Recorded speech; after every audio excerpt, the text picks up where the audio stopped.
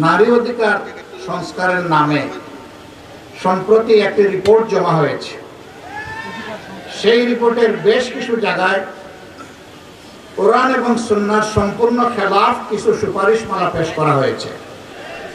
আমাদের প্রথম কথা হচ্ছে যে এই কয়েকজন এই সুপারিশ পেশ করেছেন তারা এই দেশে 9.5 কোটি মায়ের প্রতিনিধিত্ব করেন না।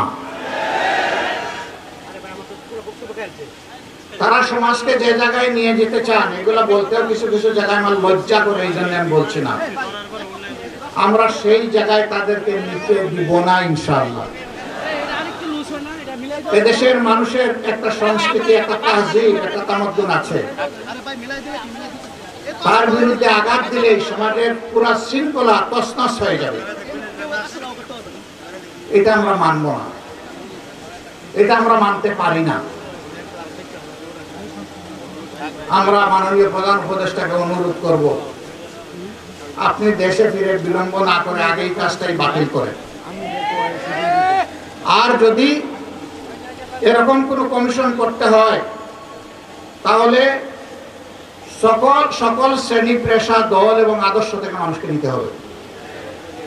সেখানে ইমানদার মহিলাদেরও প্রতিনিধিত্ব নিশ্চিত করতে হবে, যারা কোরআন হাদিসের পর্যাপ্ত জ্ঞান রাখেন। তারপরে দেখা যাবে কি আসে, তখন আমরা বিবেচনা করব, এর আগে নয়।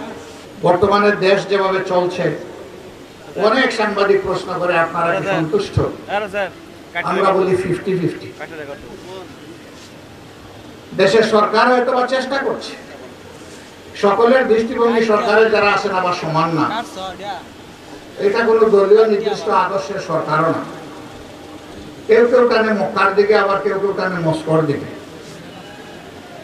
এই দুটানা অবস্থায় জাতির মাঝে মাঝে অনেক বড় ক্ষতি হয়ে যায়।